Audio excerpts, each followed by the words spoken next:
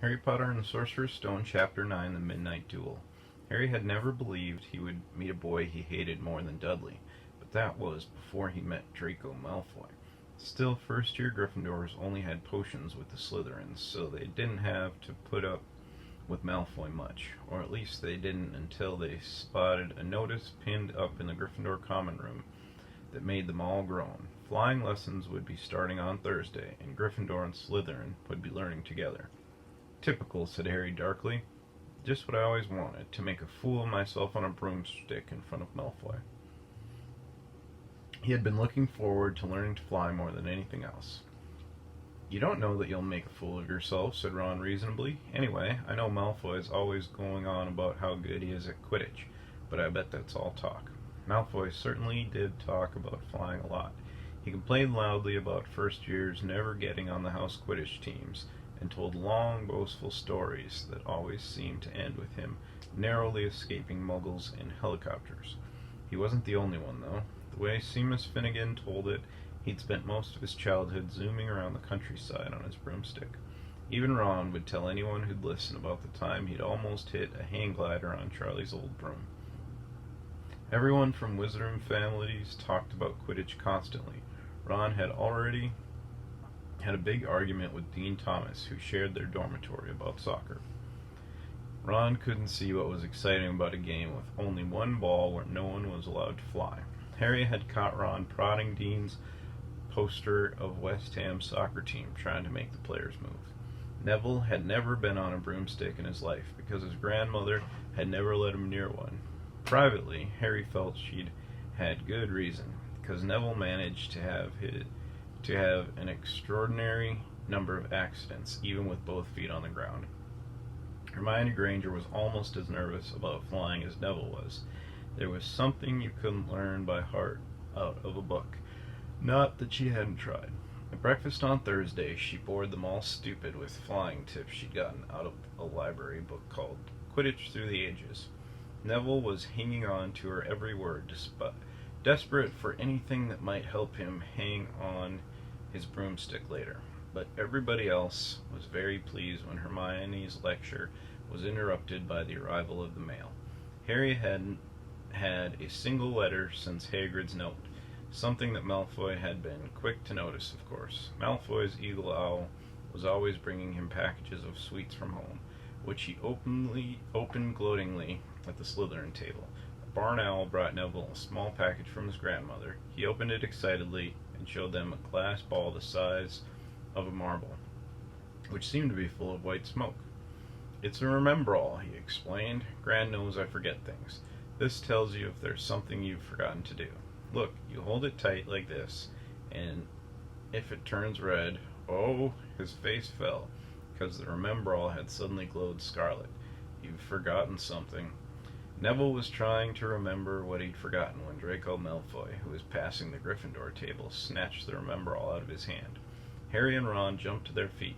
They were half hoping for a reason to fight Malfoy, but Professor McGonagall, who could spot trouble quicker than any teacher in the school, was there in a flash. "What's going on?" "Malfoy's got my Remembrall, Professor." Scowling, Malfoy quickly dropped the Remembrall back on the table. "Just looking," he said, and he sloped away with Crabbe and Goyle behind him. At 3:30 that afternoon, Harry, Ron, and the other Gryffindors hurried down the front steps onto the grounds for their first flying lesson. It was a clear, breezy day, and the grass rippled under their feet as they marched down the sloping lawns toward a smooth, flat lawn on the opposite side of the grounds to the Forbidden Forest, whose trees were swaying darkly in the distance. The Slytherins were already there, and so were 20 broomsticks lying in neat lines on the ground. Harry had heard Fred and George Weasley complaining about the school brooms, saying that some of them started to vibrate if you flew too high, or always flew slightly to the left. Their teacher, Madame Hooch, arrived. She had short gray hair and yellow eyes like a hawk. "Well, what are you all waiting for?" she barked. "Everyone stand by a broomstick. Come on, hurry up." Harry glanced down at his broom. It was old, and some of the twigs stuck out at odd angles. "Stick out your right hand over your broom," called Madame Hooch at the front, "and say up." "Up," everyone shouted. Harry's broom jumped up into his hand at once, but it was one of the few that did. Hermione Granger's had simply rolled over on the ground, and Neville's hadn't moved at all. Perhaps brooms, like horses, could tell when you were afraid, thought Harry. There was a quaver in Neville's voice that said only too clearly that he wanted to keep his feet on the ground. Madam Hooch then showed them how to mount their brooms, and without sliding off the end, and walked up and down the rows, correcting their grips. Harry and Ron were delighted when she told Malfoy he'd been doing it wrong for years. Now, when I blow my whistle, you kick off from the ground, hard, said Madam Hooch. Keep your broom steady, rise a few feet, then come straight back down by leaning forward slightly. On my whistle. 3, 2. But Neville, nervous and jumpy and frightened of being left on the ground, pushed off hard before the whistle had touched Madam Hooch's lips. Come back, boys, she shouted, but Neville was rising straight up like a cork shot out of a bottle. 12 feet, 20 feet. Harry saw his scared white face look down at the ground, falling away. Saw him gasp, slip sideways off the broom, and wham! A thud and a nasty crack, and Neville lay face down on the grass in a heap. His broomstick was still rising higher and higher, and started to drift lazily toward the Forbidden Forest and out of sight. Madam Hooch was bending over Neville, her face as white as his. Broken wrist, Harry heard her mutter. Come on, boy. It's all right. Up you go. She turned to the rest of the class.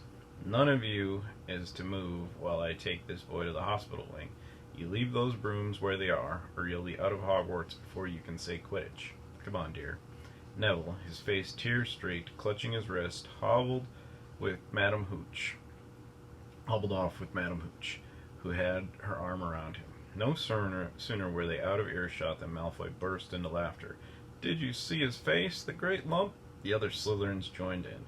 Shut up, Malfoy, snapped Parvati Patil. Oh, sticking up for Longbottom? Said Pansy Parkington, a hard-faced Slytherin girl. Never thought you'd like fat little crybabies, Parvati. Look, said Malfoy, darting forward and snatching something out of the grass. It's that stupid thing Longbottom's Gran sent him. The Remembral glittered in the sun as he held it up. Give that here, Malfoy, said Harry quietly. Everybody stopped talking to watch. Malfoy smiled nastily. I think I'll leave it somewhere for Longbottom to find. How about up a tree? Give it here, Harry yelled. Malfoy had leapt onto his broomstick and taken off. He hadn't been lying. He could fly well. Hovering level with the topmost branch of an oak, he called, Come and get it, Potter. Harry grabbed his broom. No, shouted Hermione Granger. Madam Hooch told us not to move. You'll get us all into trouble. Harry ignored her. Blood was pounding in his ears. He mounted the broom and kicked hard against the ground, and up he soared. Air rushed through his hair, and his robes whipped out behind him. And in a rush of fierce joy, he realized he'd found something he could do without being taught. This was easy. This was wonderful. He pulled his broomstick up a little to take it even higher, and heard screams and gasps of girls back on the ground, and an admiring whoop from Ron. He turned his broomstick sharply to face Malfoy in midair. Malfoy looked stunned. Give it here, Harry called, or I'll knock you off your broom. Oh yeah, said Malfoy, trying to sneer, but looking worried. Harry knew somehow what to do. He leaned forward and grasped the broom tightly in both hands, and it shot toward Malfoy like a javelin. Malfoy only just got out of the way in time. Harry made a sharp about-face and held the broom steady. A few people below were clapping. No Crabbe and Goyle up here to save your neck, Malfoy, Harry called. The same thought seemed to have struck Malfoy. Catch it if you can, then, he shouted, and he threw the glass ball high in the air and streaked back toward the ground. Harry saw, as though in slow motion, the ball rise up in the air and then start to fall. He leaned forward and pointed his broom handle down. Next second, he was gathering speed in a steep dive, racing the ball. Wind whistled in his ears. Mingled with the screams of people watching, he stretched out his hand. A foot from the ground, he caught it, just in time to pull his broom straight, and he toppled gently onto the grass with the Remembral clutched safely in his fist. Harry Potter! He heard his heart sank faster than he just dived. Professor McGonagall was running toward them. He got to his feet trembling. Never, in all my time at Hogwarts. Professor McGonagall was almost speechless with shock, and her glasses flashed furiously. How dare you? You might have broken your neck. It wasn't his fault, Professor. Be quiet, Miss Patil. But Malfoy, that's enough, Mr. Weasley. Potter, follow me. Harry caught sight of Malfoy, Crabbe, and Goyle's triumphant faces as he left, walking nimbly in Professor McGonagall's wake as she strode toward the castle. He was going to be expelled. He just knew it. He wanted to say something to defend himself, but there seemed to be something wrong with his voice. Professor McGonagall was sweeping along without even looking at him, and he had to jog to keep up. Now he'd done it. He hadn't even lasted 2 weeks. He'd be packing his bags in 10 minutes. What would the Dursleys say when he turned up at the doorstep? Up the front steps, up the marble staircase inside, and still Professor McGonagall didn't say a word to him. She wrenched open doors and marched along corridors, with Harry trotting miserably behind her. Maybe she was taking him to Dumbledore.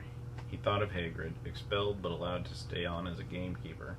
Perhaps he could be Hagrid's assistant. His stomach twisted as he imagined it, watching Ron and the others become wizards, while he stumped around the grounds carrying Hagrid's bag. Professor McGonagall stopped outside a classroom. She opened the door and poked her head inside. "Excuse me, Professor Flitwick, could I borrow Wood for a moment?" Wood? Thought Harry, bewildered. Was Wood a cane she was going to use on him? But Wood turned out to be a person, a burly fifth-year boy who came out of Flitwick's class looking confused. "Follow me, you two," said Professor McGonagall, and they marched on up the corridor, Wood looking curiously at Harry. "In here." Professor McGonagall pointed them into a classroom that was empty except for Peeves, who was busy writing rude words on the blackboard. "Out, Peeves," she barked. Peeves threw the chalk in a bin, which clanked loudly, and he swooped out cursing. Professor McGonagall slammed the door behind him and turned to face the two boys. "Potter, this is Oliver Wood. Wood, I've found you a seeker." Wood's expression changed from puzzlement to delight. "Are you serious, Professor?" "Absolutely," said Professor McGonagall crisply. "The boy's a natural. I've never seen anything like it." "Was that your first time on a broomstick, Potter?" Harry nodded silently. He didn't have a clue what was going on, but he didn't seem to be being expelled, and some of the feeling started coming back to his legs. "He caught that thing in his hand after a 50-foot dive," Professor McGonagall told Wood. "Didn't even scratch himself. Charlie Weasley couldn't have done it." Wood was now looking as though his dreams had come true at once. "Ever seen a game of Quidditch, Potter?" he asked decidedly. "Wood's captain of the Gryffindor team," Professor McGonagall explained. He's just the build for a seeker too," said Wood, now walking around Harry and staring at him. "Light, speedy. We'll have to get him a decent broom, Professor. A Nimbus 2000 or a Clean Sweep 7, I'd say. I shall speak to Professor Dumbledore and see if we can't bend the first-year rule. Heavens knows we need a better team than last year. Flattened in that last match by Slytherin. I couldn't look Severus Snape in the face for weeks." Professor McGonagall peered sternly over her glasses at Harry. "I want to hear you're training hard, Potter, or I may change my mind about punishing you." Then she suddenly smiled. "Your father would have been proud," she said. "He was an excellent Quidditch player himself." "You're joking." It was dinner time. Harry had just finished telling Ron what had happened when he left the grounds with Professor McGonagall. Ron had a piece of steak and kidney pie halfway in his mouth, but he'd forgotten all about it. "Seeker?" he said. "But first years never. You must be the youngest house player in about a century," said Harry, shoveling pie in his mouth. He felt particularly hungry after the excitement of the afternoon. "Wood told me." Ron was so amazed, so impressed, he just sat and gaped at Harry. "I start training next week," said Harry. "Only don't tell anyone. Wood wants to keep it a secret." Fred and George Weasley now came into the hall, spotted Harry, and hurried over. "Well done," said George in a low voice. "Wood told us. We're on the team too. Beaters. I tell you, we're going to win that Quidditch Cup for sure this year," said Fred. We haven't won since Charlie left, but this year's team is going to be brilliant. You must be good, Harry. Wood was almost skipping when he told us. Anyway, we've got to go. Lee Jordan reckons he's found a new secret passageway out of the school. Bet it's that one behind the statue of Gregory, the smarmy that we found in our first week. See you." Fred and George had hardly disappeared when someone far less welcome turned up, Malfoy, flanked by Crabbe and Goyle. Having a last meal, Potter? When are you getting the train back to the Muggles? You're a lot braver now that you're back on the ground and you've got your little friends with you, said Harry coolly. There was, of course, nothing at all little about Crabbe and Goyle, but as the high table was full of teachers, neither of them could do more than crack their knuckles and scowl. I'd take you on any time on my own, said Malfoy. Tonight, if you want, wizard's duel. Wands only, no contact. What's the matter? Never heard of a wizard's duel before, I suppose? Of course he has, said Ron, wheeling around. I'm his second. Who's yours? Malfoy looked at Crabbe and Goyle, sizing them up. Crabbe, he said. Midnight, all right. We'll meet you in the trophy room. That's always unlocked. When Malfoy had gone, Ron and Harry looked at each other. What is a wizard's duel? Said Harry. And what do you mean you're my second? Well, a second's there to take over if you die, said Ron casually, getting started at last on his cold pie. Catching the look on Harry's face, he added quickly, but people only die in proper duels, with real wizards. The most you and Malfoy will be able to do is send sparks at each other. Neither of you knows enough magic to do any real damage. I bet he expected you to refuse anyway. And what if I wave my wand and nothing happens? Throw it away and punch him on the nose, Ron suggested. Excuse me? They both looked up. It was Hermione Granger. Can't a person eat in peace in this place? Said Ron. Hermione ignored him and spoke to Harry. I couldn't help but overhearing that you and Malfoy were saying. Bet you could, Ron muttered. And you mustn't go wandering around the school at night. Think of the points you'll lose. Gryffindor, if you're caught, and you're bound to be. It's really very selfish of you. And it's really none of your business, said Harry. Goodbye, said Ron. All the same, it wasn't what you'd call the perfect end to the day, Harry thought as he lay awake, much later listening to Dean and Seamus falling asleep. Neville wasn't back from the hospital wing. Ron had spent all evening giving him advice such as, if he tries to curse you, you'd better dodge it, because I can't remember how to block them.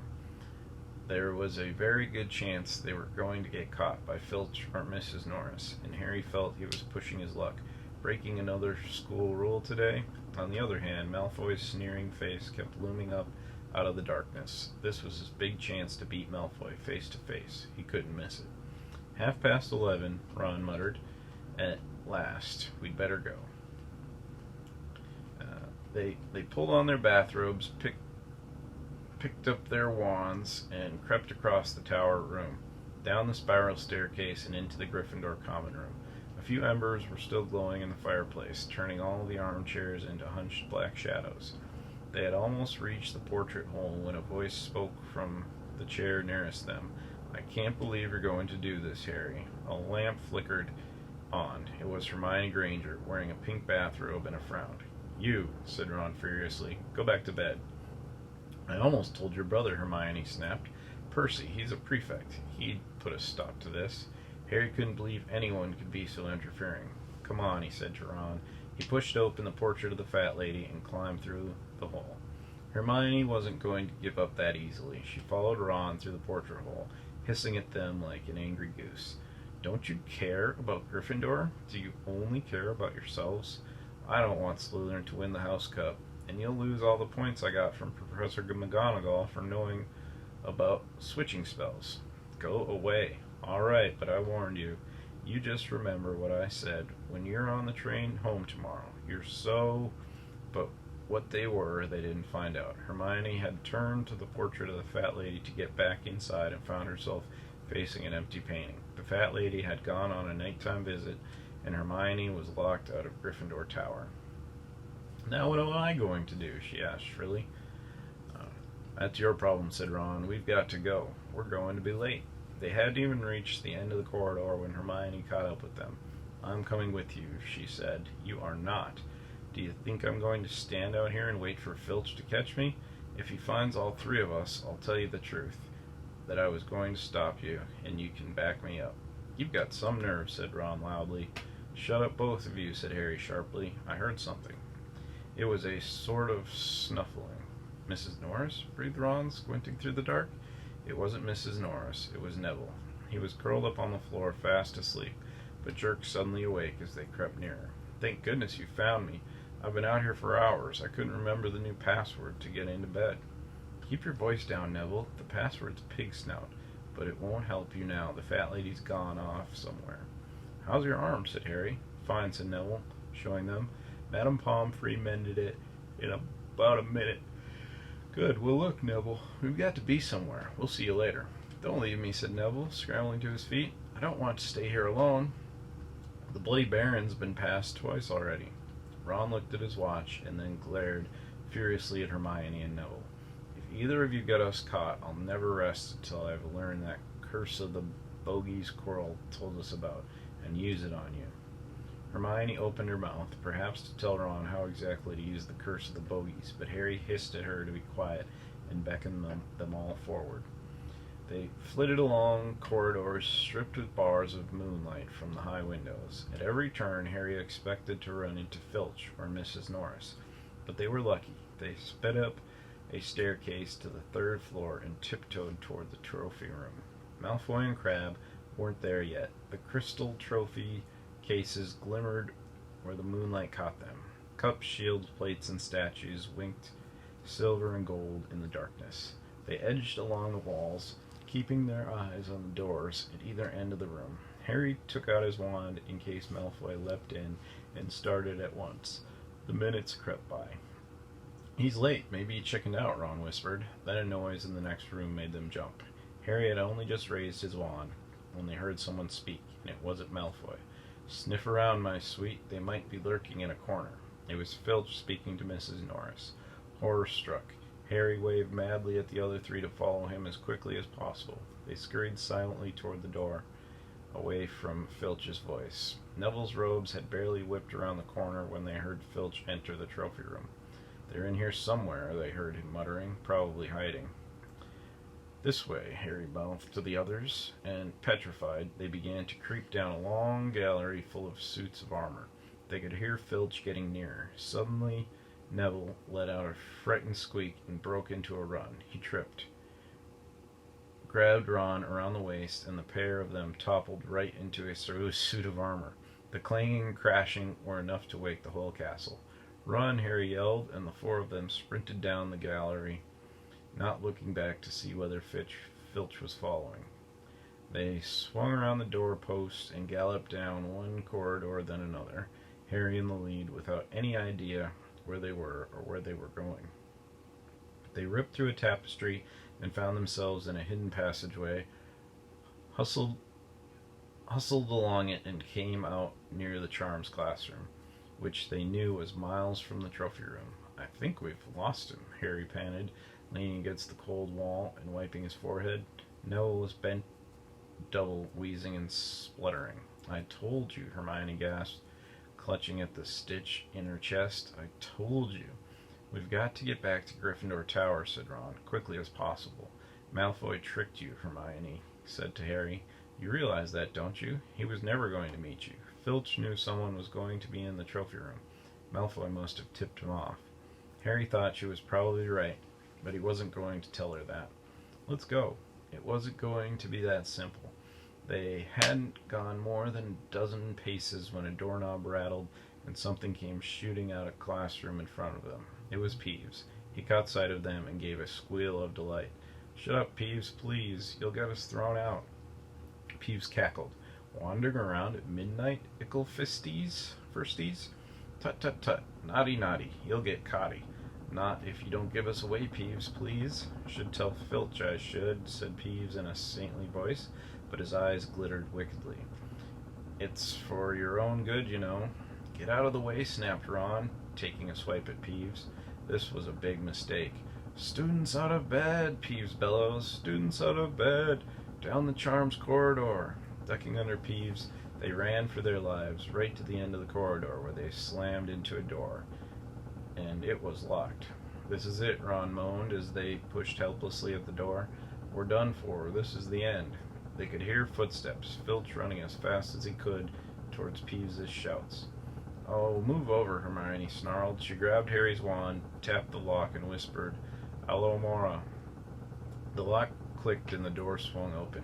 They piled through it, shut it quickly, and pressed their ears against it, listening. Which way did they go, Peeves? Filch was saying. Quick, tell me. Say please. Don't mess with me, Peeves. Now where did they go? Shan't say nothing if you don't say please, said Peeves in his annoying sing-song voice. All right, please. Nothing. Ha ha. Told you I wouldn't say nothing if you didn't say please. Ha ha ha. And they heard the sound of Peeves whooshing away and Filch cursing in rage. He thinks this door is locked, Harry whispered. I think we'll be okay. Get off, Neville, for Neville had been tugging on the sleeve of Harry's bathrobe for the last minute. What?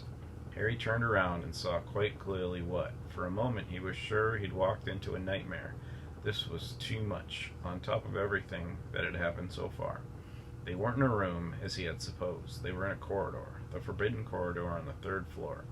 And now they knew why it was forbidden. They were looking straight into the eyes of a monstrous dog, a dog that filled the whole split space between ceiling and floor. It had 3 heads, 3 pairs of rolling mad eyes, 3 noses twitching and quivering in their direction, 3 drooling mouths, saliva hanging in slippery ropes from the yellowish fangs. It was standing quite still, all 6 eyes staring at them, and Harry knew that the only reason they weren't already dead was that their sudden appearance had taken it by surprise. But it was quickly getting over that. There was no mistaking what those thunderous growls meant. Harry groped for the doorknob. Between Filch and death, he'd take Filch. They fell backward, and Harry slammed the door shut, and they ran. They almost flew back down the corridor. Filch must have hurried off to look for somewhere else, because they didn't see him anywhere. But they hardly cared. All they wanted to do was put as much space as possible between them and that monster. They didn't stop running until they reached the portrait of the fat lady on the 7th floor. Where on earth have you all been? She asked, looking at their bathrobes hanging off of their shoulders and their flushed, sweaty faces. Never mind that pig snout, panted Harry, and the portrait swung forward. They scrambled into the common room and collapsed, trembling into armchairs. It was a while before any of them said anything. Neville, indeed, looked as if he'd never speak again. What do they think they're doing, keeping a thing like that locked in a school? Said Ron finally. If any dog needs exercise, that one does. Hermione had got both her breath and her bad temper back again. You don't use your eyes, any of you, do you? She snapped. Didn't you see what it was standing on? The floor, Harry suggested. I wasn't looking at its feet. I was too busy with its heads. No, not the floor. It was standing on a trap door. It's obviously guarding something. She stood up, glaring at them. I hope you're pleased with yourselves. We could have all been killed, or worse, expelled. Now, if you don't mind, I'm going to bed. Ron stared after her, his mouth open. No, we don't mind, he said. You'd think we dragged her along, wouldn't you? But Hermione had given Harry something else to think about as he climbed back into bed. The dog was guarding something. What had Hagrid said? Gringotts was the safest place in the world for something he wanted to hide, except perhaps Hogwarts? It looked as though Harry had found out where the grubby little package from Vault 713 was.